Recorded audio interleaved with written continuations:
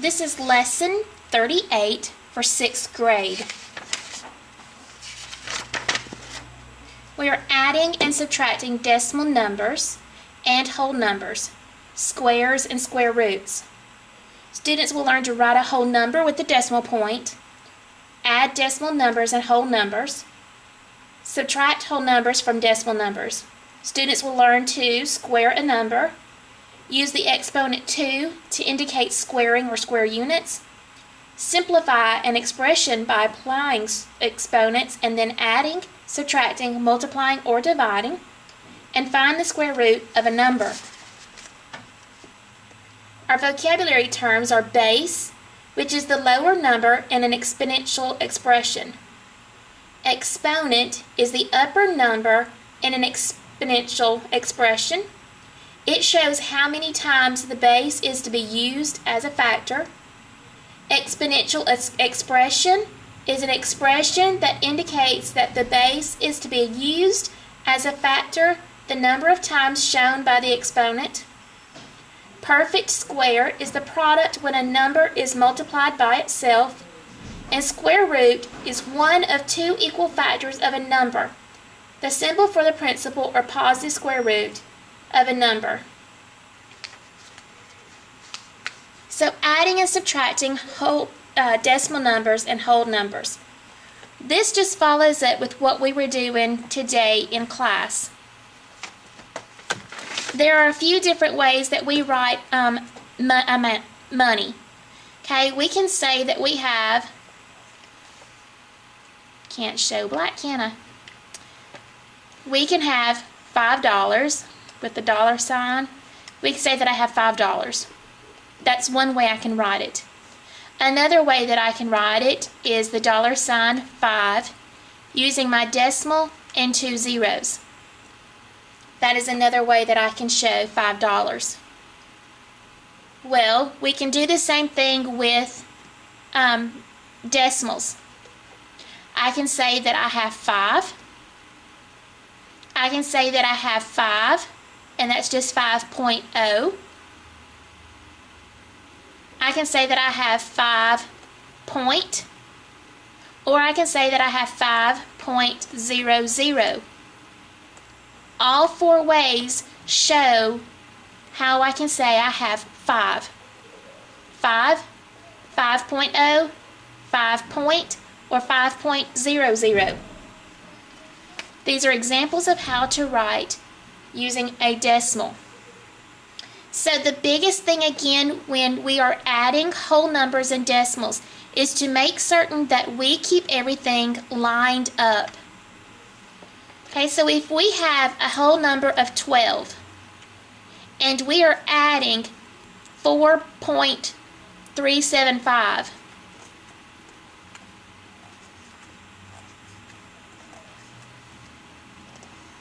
again, the biggest thing that we need to do is just make certain that we have everything lined up.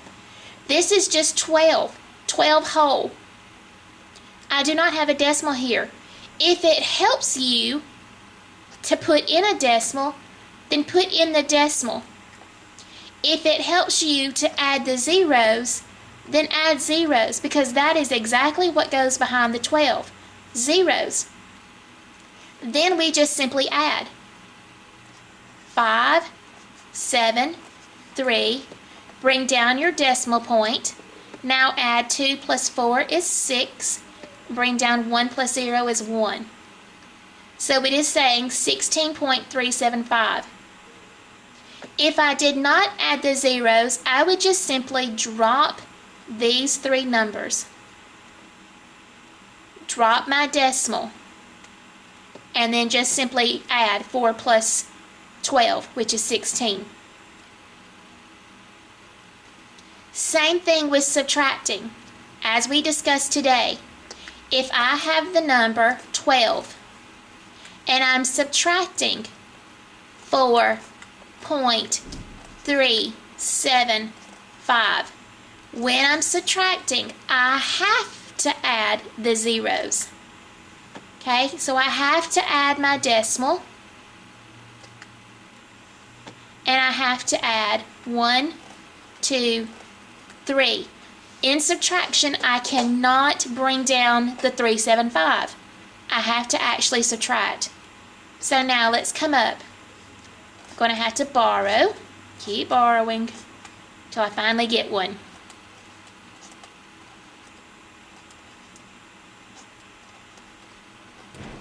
Now, 10 minus 5 is 5. 9 minus 7 is 2.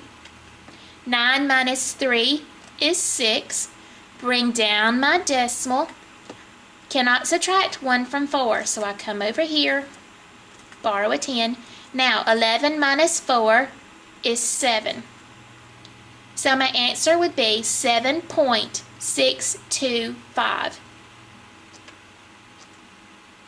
Okay, that should just be a review from what we did in class today with lesson 37. So now let's talk about square roots. Okay, this symbol here means that it is squared. A number is squared. So if we're talking about a perfect square, we know that in a square that we're finding area. Area equals length times width. In a square, each side is going to be the same. So this side is 5, this side is 5. So we could write that A equals 5 times 5. Okay, we could also say the square root of 5.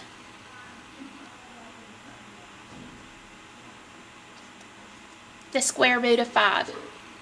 Or not 5, excuse me. Getting ahead of myself. Okay, so we could say 5 squared. 5 times 5 equals 5 squared. The 2, exponential 2, means that it's squared. That simply states that I am taking that 5 and I'm multiplying it by itself, which is 5, which would equal 25. So if I wanted to find out what this, let's just do some examples of some squares. 6 squared, 4 squared, 3 squared, 10 squared. Okay? 6 squared is just simply saying that 6 times 6, which equals 36. 4 squared is simply saying 4 times 4, which equals 16. 3 squared, simply saying 3 times 3, which equals 9. 10 squared is simply saying 10 times 10, which equals 100. So I have my number and I'm squaring it. That just means that I am multiplying it by itself. 6 times 6, which equals 36.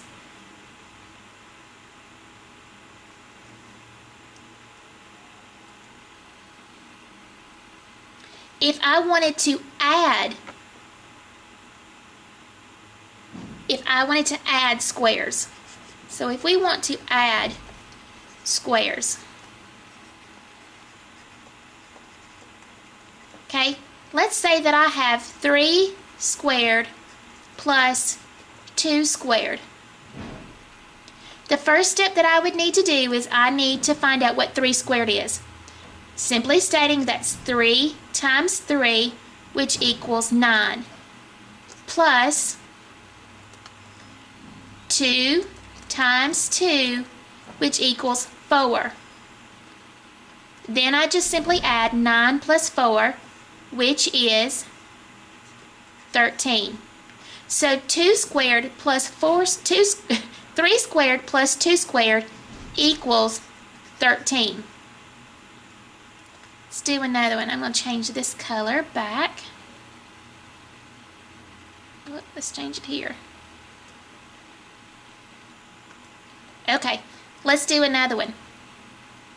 Let's say 5 squared plus 4 squared.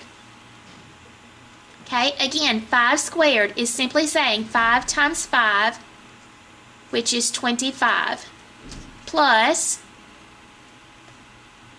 4 times 4, which is 4 squared, equals 16. Now I just simply add. 6 plus 5 is 11. Carry my 1. 1 plus 2 is 3, plus 1 is 4.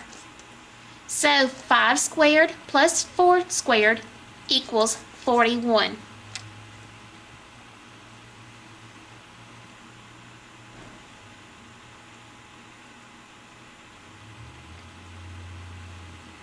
One of your problems says, what is 11 squared? If your problem states, what is a number squared? That is simply saying 11 times 11. That's 11. That's 11. So that is 121. So what is 11 squared? The answer would be 121.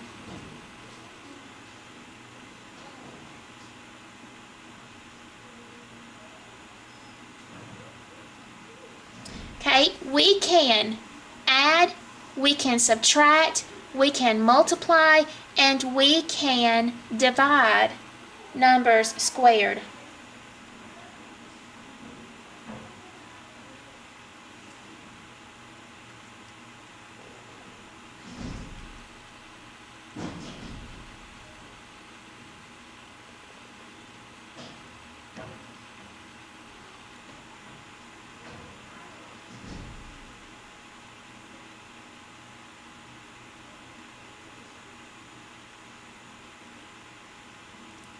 Okay, if we have an example that states like it does in the book, what is the area, what is the area of a square, what is the area of a square with sides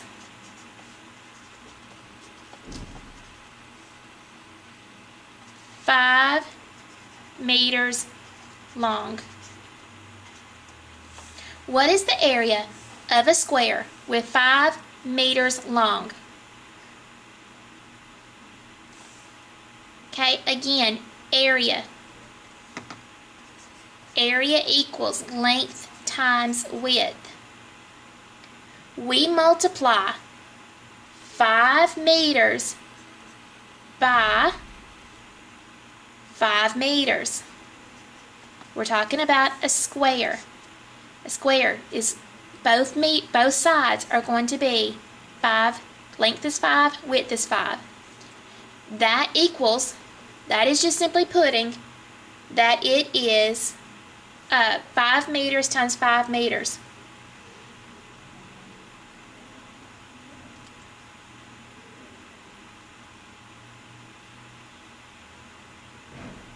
So we say that it is 25 meters squared. Okay, we multiply 5 meters by 5 meters. Both the units and the numbers are multiplied. We're multiplying both the number and the unit. The number and the unit. We can multiply the unit. They can be squared. So that would be 25 meters squared. If we know the area of a square, we can find the length of each side. We do this by determining the length whose square equals the area. For example, a square whose area is 49 centimeters squared.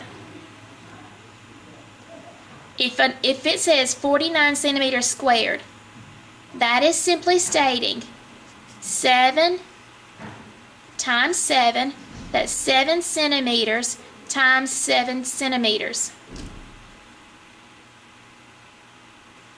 So, 49 centimeters squared. If I want to simplify it and I want to write it out, it would be 7 centimeters times 7 centimeters. So we determine the length of a side of a square from the area of the square is finding the principle of square root of a number.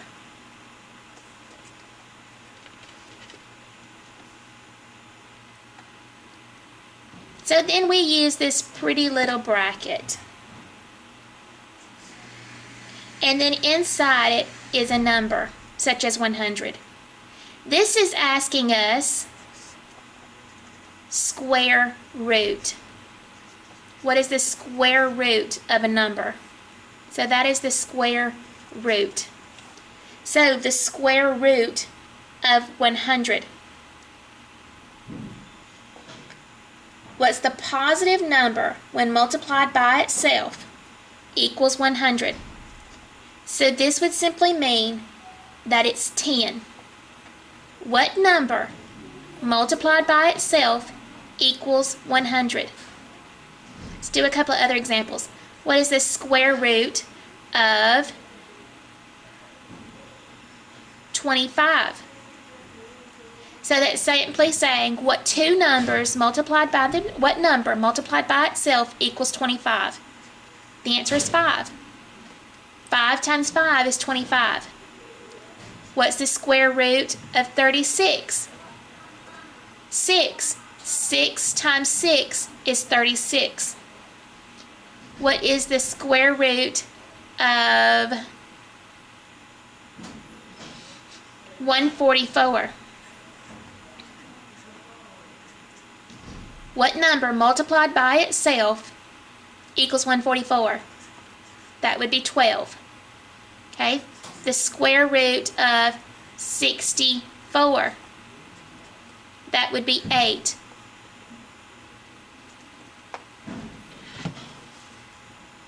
A number is a perfect square if it has a square root that is a whole number, starting with 1. Okay? 1 squared. 1 is a perfect square.